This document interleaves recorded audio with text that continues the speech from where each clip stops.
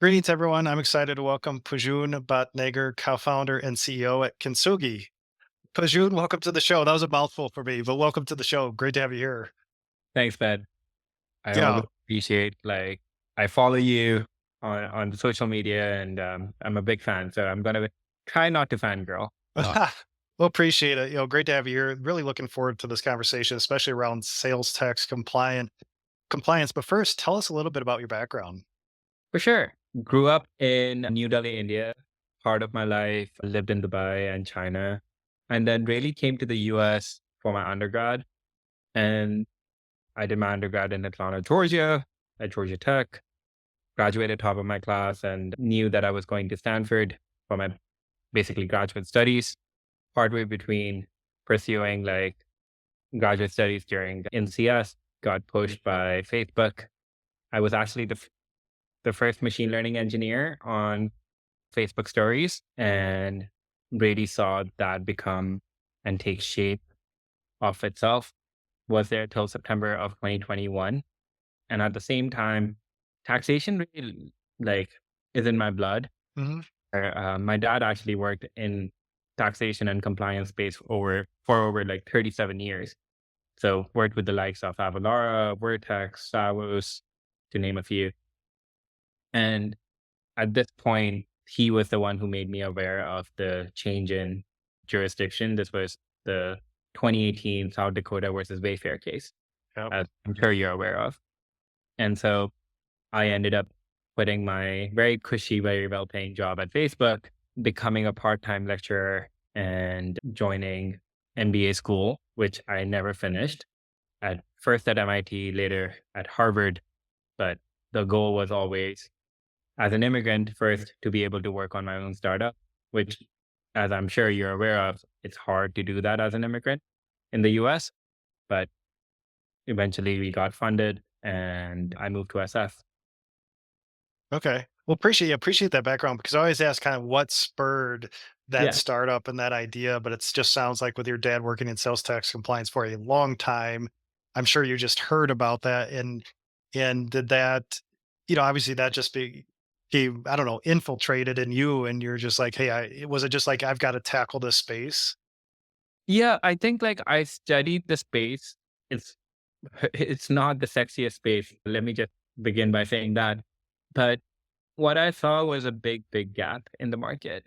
Like the biggest 800-pound gorilla, Avalara, had IPO'd, and then with this change in jurisdictions, they were kind of caught with their pants down to a certain degree, where they ended up being sold to a PE firm. They IPO'd for at a market cap of 19 billion, sold for 8.5 billion, and then the while Avalara was started in 2003 and they did the best that they could, I think I saw an opportunity where we could use and leverage the advances in computer science and AI that had happened in the past 10 years and really leapfrog all the existing products in the market. So, unlike some of our other competitors, we do not focus on any particular verticals. We do not focus on just B2B SaaS or B2C SaaS or just e-commerce. We are we basically do sales tax compliance for businesses globally. And we were able to build this rather quickly and then have this kind of exponential growth because we are using a lot of modern technology that I'm happy to answer. Oh, And sure. Yeah. Yeah, no, appreciate that background on that. And so let's talk about Kintsugi. You kind of previewed it a bit, but tell us what products and their services that Kintsugi offers. yeah, so on a 30,000 feet view, we put your sales tax on autopilot. What that means is if you're e-commerce business, if you're selling direct to consumer, or even if you're a software company, B2B or B2C SaaS, we essentially, with 7 clicks, can integrate in your Stripe, your ChargeBee, your QuickBooks, your Shopify. And we also have a unified API. So even if you're using BigCommerce, WooCommerce, Amazon, we pull all of that information together. And within 7 minutes, we tell you where do you have sales tax exposure, aka where you need to get registered, and how much sales tax liability you have. And all of this is done free of cost without even collecting a credit card. just to give things into perspective, if you're using one of the more traditional services, the onboarding time can take anywhere between 2 to 3 weeks. And there's onboarding cost associated, etc. We have none of that. From there on out, we can automate your registration, get you registered with the state on a monthly basis, can do your filing and your remittance on your behalf. If you have sales tax exemption certificates, we can programmatically handle that for you. If you have back taxes, we can take care of those using VDAs as well. So it's really like you fo- you as a business owner focus on your revenue generating activity and increasing that top line, and we take care of the boring but much needed stuff of sales tax It, compliance. right. The boring but must have stuff. Now, I want to just make sure because I was taking notes here. Are you focused on US sales tax compliance or is this global? We serve global customers Mhm. who sell into the US market. Um, we are also happy to announce that we are expanding into Canadian VAT as well. And later this year, we are expanding into EU VAT. And next year, we'll go into Asia with the CST and GST. Okay. Okay. So starting US, right? Big base there, obviously, but now going Canada, EU, and Asian. So that's great. So that yeah, that's a big differentiation. I say you said where you said 7 clicks to integrate, versus others where it could take a couple weeks or self-service onboarding that takes a while. I've been through some of those myself, or maybe it takes a couple months because I didn't know what I was doing. Yeah, So that's really interesting. And your focus, right? Usually I say, what's your ICP? What's the vertical you're after, but really you're saying any business, it sounds like, out there who is going to have sales tax compliance, not issues, but just has to address it. exactly. So I think customers on the larger end are hundreds of millions of dollars who are basically doing that in annual revenue. And on the smaller end, customers who are doing $50,000 in revenue. Really, the the platform that we have built at Kintsugi is very much product led growth, and our pricing also reflects that. So everything that I described when it comes to like Nexus monitoring and knowing your liability is free of cost. Okay. And yeah, I love that. So you're saying you can do the 7 click integration and it'll basically do kind of a nexus study or compliance study to say where you should be remitting then. Yeah, exactly. And you don't even put a credit card on file, and that's just our our sort of like gift to the founders because me as a founder, I know sales tax is the last thing that I need to think about and I want to think about. So let's just make sure that you have this piece covered, even if you decide that you don't want to get compliant today. So we never force anyone to be like, hey, you have Nexus in like 10 states, you need to register. Our pricing is also very much PLG focused. So for our growth customers, if they do decide to use Kintsugi to put sales tax on autopilot, we charge $100 per action. And an action is defined based on when we are interacting with the government. So let's say you're a smaller business and you only have sales tax exposure in the state of New York. Hmm. You'll $100 one-time fee to get registered. Once your registration is done, which by the way, we handle everything. So you don't have to deal with phone calls, you don't have to deal with physical mail. You're just focusing on your business in the meantime. your your registration completion request comes back and it says you have to pay sales tax on a semi-annual basis. We will charge going forward, we'll charge you $100 every 6 months because that's the only time we are remitting Hmm. sales and doing the filing for you. So it's really startup friendly. Once you are past 10 states threshold, or if you have more complicated needs for sales tax exemption, we basically cap everything off at $2,000 a month for US customers. So what that means is if you are operating at scale where you have sales tax liability at 48 different jurisdictions in the US, you pay $2,000 a month. We do all the registrations, we do all the filings, we take care of your exemption certificates, and also help you with back taxes. I'll stop there. I can talk Okay. about that for Oh, the day. sure. Um, Yeah, no, that's really helpful. I mean, I don't know if you've seen, I've run an annual tech stack survey for tech that's in use for SaaS companies. Hopefully, I'll see it pop onto the chart there. Yeah. But normally, sales tax compliance years ago, like wouldn't even really mention that category. It's like we know we need to do it. We kind of, as founders, stick our head in the sand for a while, but eventually, right, we've got to do it. Now you see it in due diligence list. If you want to fundraise, if you want to exit, right, you got to prove out why Yeah. you're sales tax compliant. And now in my survey and even in webinars pushing that sales tax piece a little bit more just because it is getting so much more complex, and probably the jurisdictions are getting more sophisticated on finding companies who should be remitting sales tax. Yeah. So yeah, it's a really interesting space. And how do you see it? Right, you mentioned Avalara, right? Everyone, big player in the space. We have some more players coming in, and definitely in my survey, one of the less kind of penetrated, because some categories like travel and expense maybe have 50 companies, pushing for that market share. Sales tax compliance, not as many companies. So where do you see the space going? Do you see more players coming in or just fighting against the existing players for market share? Yeah. I think, like, look, there is regulatory tailwinds.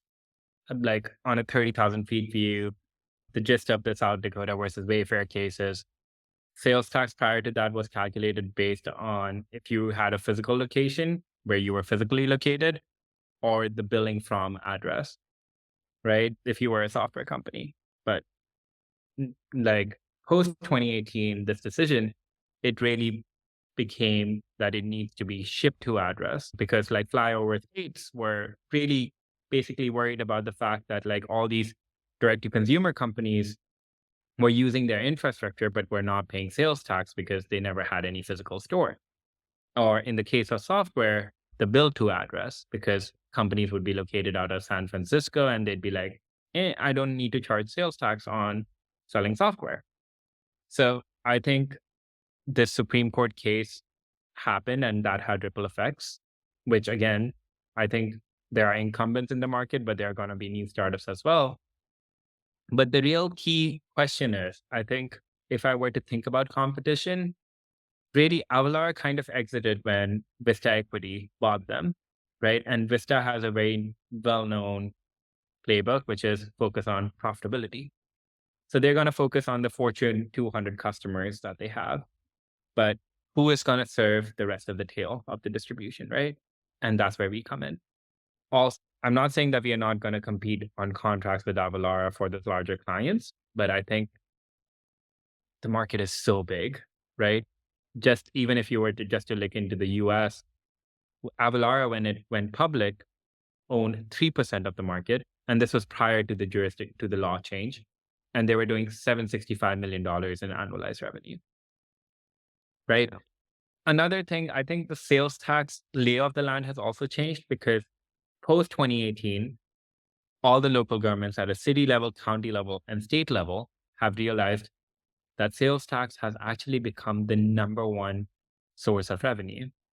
Without getting political, Mhm. I think any local government, if they want to extract more money to do infrastructure changes and improvements, they focus on things like they cannot increase property tax because that is the population demographic that actually votes the most.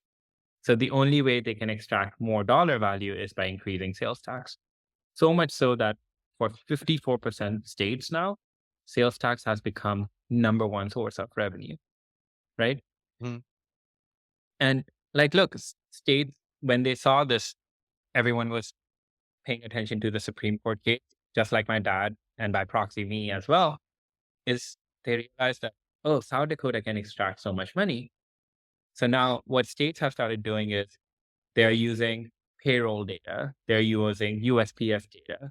They can actually have now enacted laws where they can ask platforms like Shopify, Stripe, and other ERP and billing solutions to be like, hey, this company is registered to do business in our state. Are they actually doing sales tax correctly or not?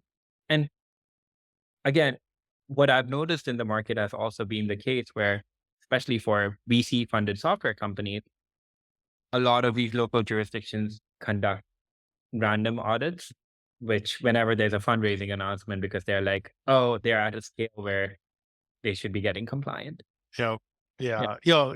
I mean, it makes a ton of sense. And as a CFO for the founders listening, it's like, yeah, really, it's a must have, right? At some point, you've got to address sales tax compliance. Like you said, jurisdictions, states are getting more sophisticated with finding the companies who should, and when I made those foreign registrations in other states in the US, right, then you pop up on their radar. And so, yeah, it's a must have. So, yeah, totally get what you're trying to accomplish, what you're doing here. So, tell us, what year did you found the company?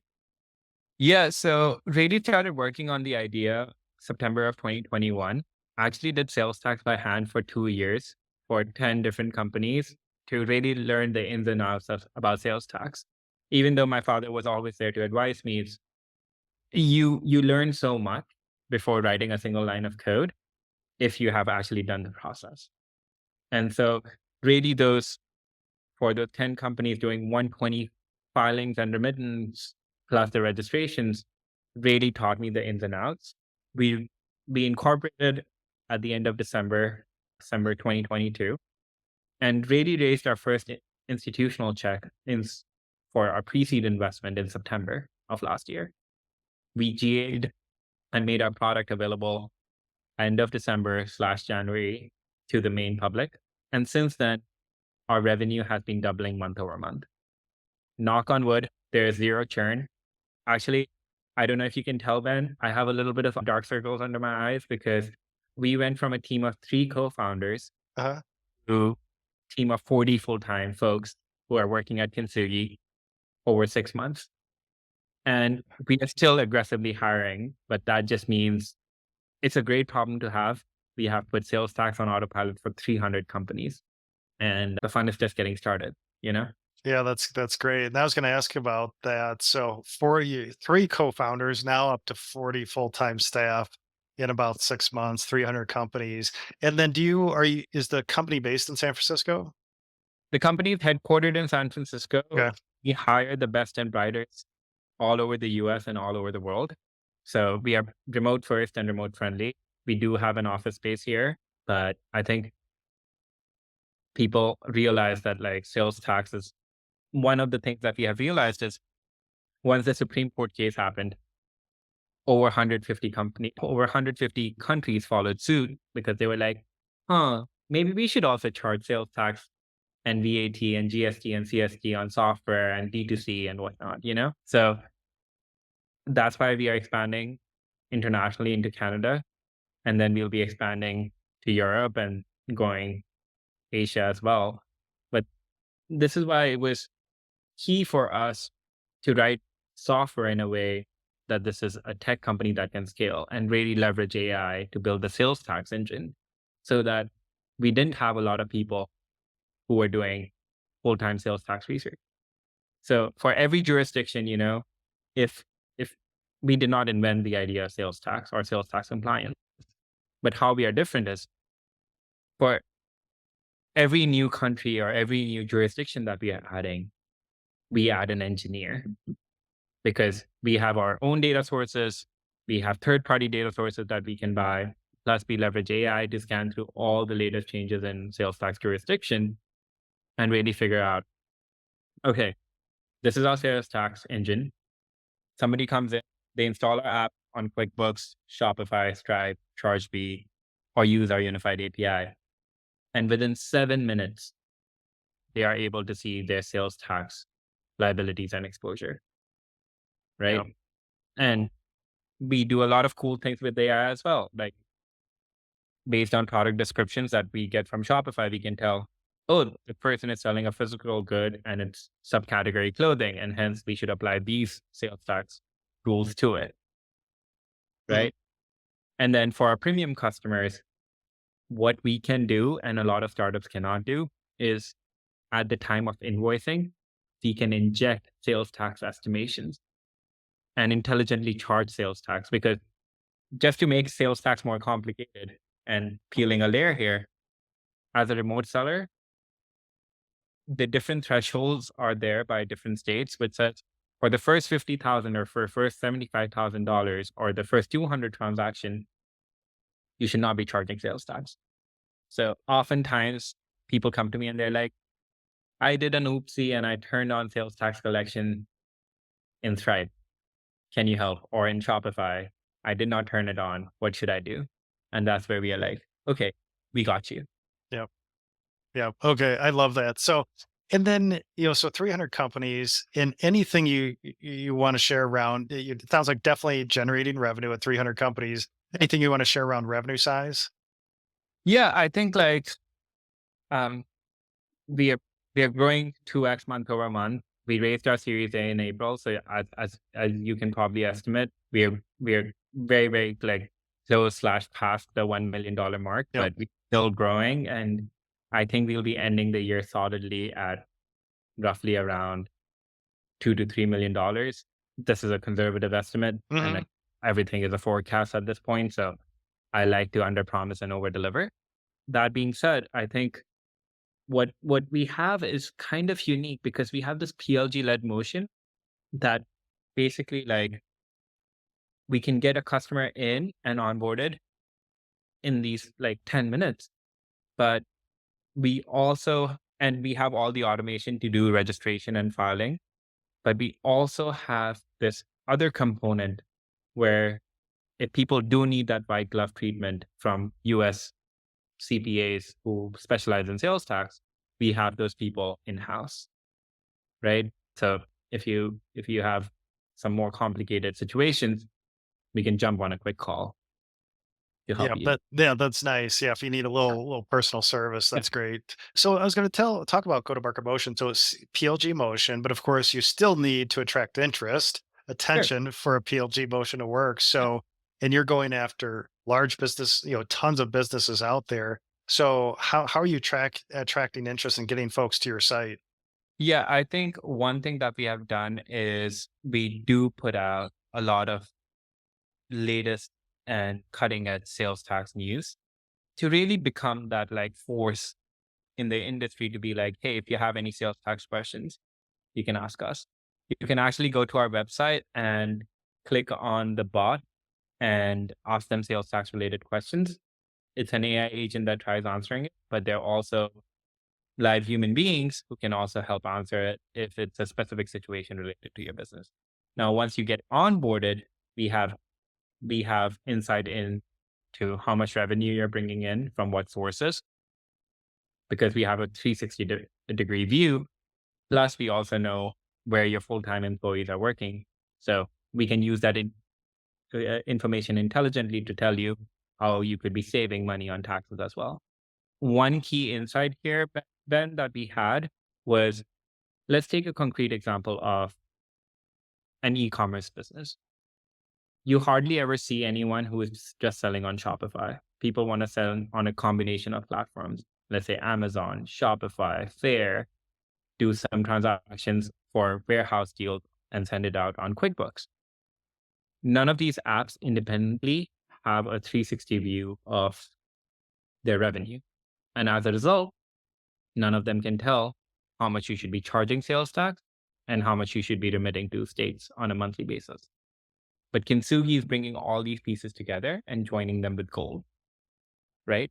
And as a result, what we get is this place where we are able to make very much intelligent decisions and leverage this cutting edge sales tax engine to basically tell you how do you get compliant. Yeah. Yeah, that's a great sales tax tip because you need a 360 view. It can't just be, well, my sales on Stripe, but then I've got all these other distribution channels for my sales and revenue coming in. So appreciate that. So Pujun, let's switch to the fundraising side. You've mentioned a pre-seed and seed, but how much capital have you raised to date? Yeah, we actually, slight correction there. So we raised pre seed Mhm. and we skipped seed and we actually ended up raising Series A in six. Okay. Uh, yeah, which is very exciting. We have so far $8.2 million.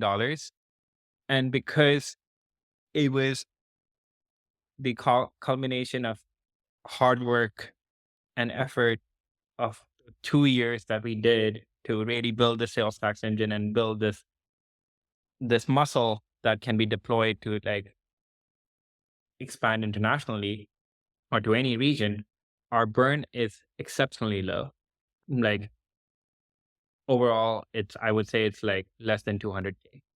So we Okay. are capitalized, and which allows us to expand and serve more customers and serve more complicated use cases.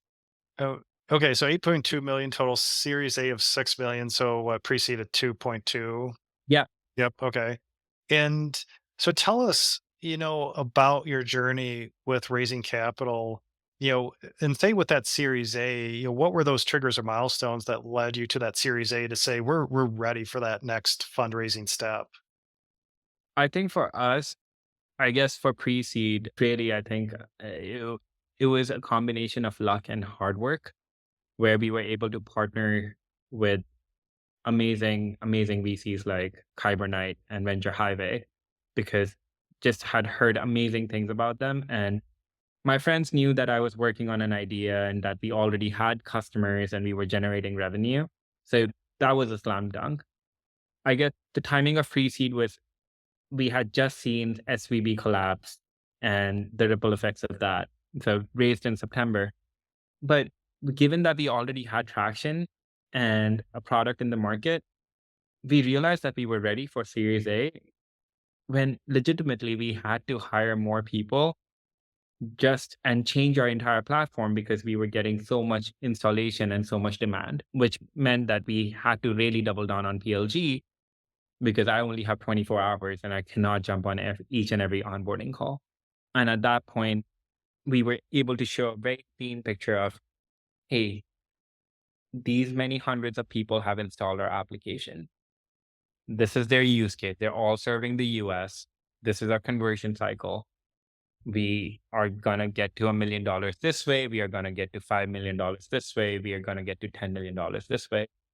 And really, I think like for Series A milestone, it was very much like, I think we have captured lightning in a bottle.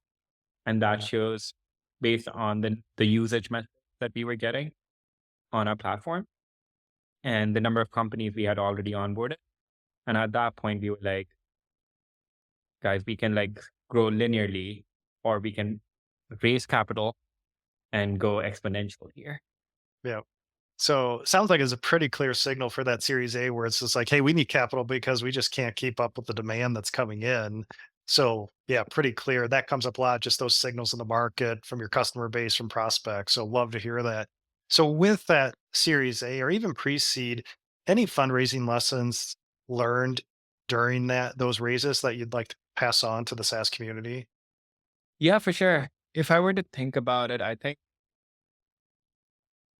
whenever you're raising funding, no matter how much, really pay attention and have a honest and sometimes even difficult conversation with your VCs about where you see the future of the company, right? Because it's almost like raising a child together in a marriage with with the end goal in mind that there's going to be an exit, there's going to be a path where people would go different routes.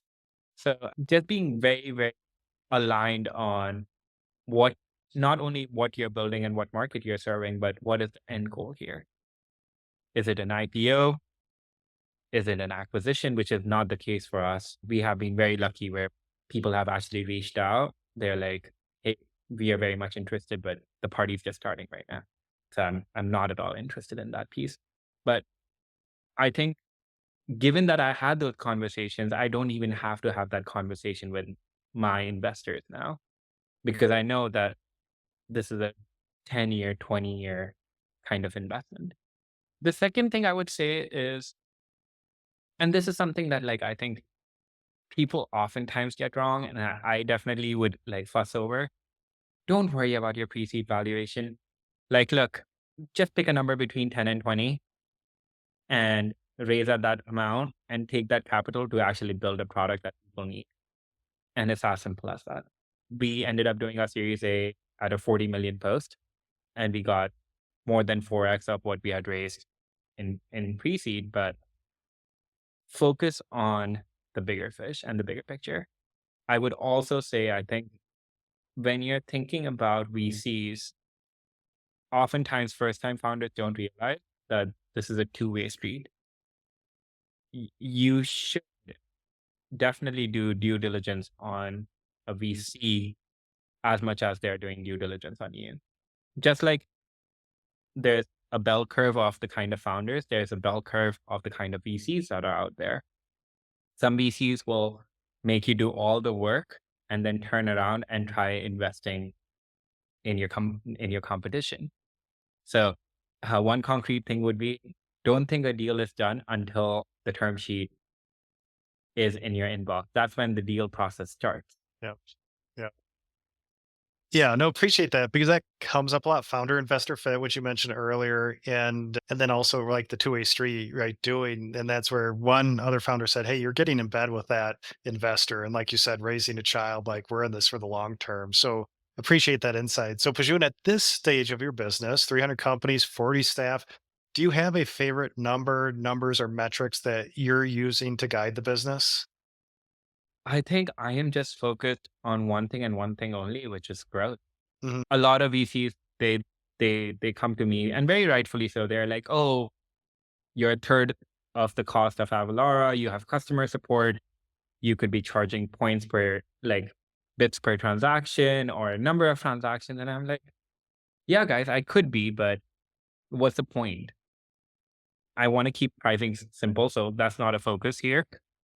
And I would much rather double down on onboarding as many businesses as possible." And I think with the PLG led motion, we are creating values for these companies, whether that's e-commerce or SaaS, B2B or B2C. And only when we do the hard work, which is a non-revenue generating activity of sales tax compliance, do we charge money, right? So I think the only thing that I'm focused on is growth and expanding into more markets. Yeah, Nothing. yeah. Yeah, a lot on the roadmap here, so appreciate that insight. So, Pajun, really appreciate your insight, sharing your journey as we wrap up. What's coming up next for the company? And I know a lot of international expansion, so is that the big focus this year? I think a big focus this year is really a concrete path of taking these 300 customers and turning that number into 3,000 customers, because US market is large, and then really serving them in areas that we don't serve them in. We already know that, hey, they have sales tax liability and exposure in Canada and Europe, so that's a natural extension. But I think when people switch from the likes of Avalara or Tagstar to us, they're like, "Holy shit, can you just do this for everywhere where I do business?" And it personally hurts me when we have to turn that away. So rather than focusing on pricing strategy or whatnot, I am just, I wish I had more hours in the day, because if you were to look at my calendar, sometimes I do not get a chance to eat food because it's so busy, but it's such a great problem to have. Yeah, yeah, a good busy. Well, appreciate that insight, and really appreciate. Yeah, look forward to following your journey. It's just starting, so really appreciate your time. If listeners would like to learn more about Kintsugi, where should we send them online? Yeah, just go to trykintsugi.com. That's TRYKINTSUGI.com. And Ben, I have a little surprise for you and your Mhm. listener. If they come through your podcast, they can just shoot me an email, or they can just go to trykintsugi.com/Ben, and we'll give them a 15% discount. Oh, awesome. So special deal. And we know, like I said, sales tax compliance a must have. So do /Ben for 15% off. So really appreciate that. We'll get that in the show notes. So of course they can listen to it here. But again, love the conversation today, Pajun. Sales tax compliance, really interesting following how this is evolving and the company's getting into the space. And sounds like things are going great. Make sure you take care of yourself, have some lunch, dinner. But again, Pajun, really appreciate your time and sharing your journey today. Thank you for having me. All And right. I'm Thanks. learning internally, and internally, I'm just like, oh my God, I'm living my dream. That's great. All right. Well, appreciate it. Thanks.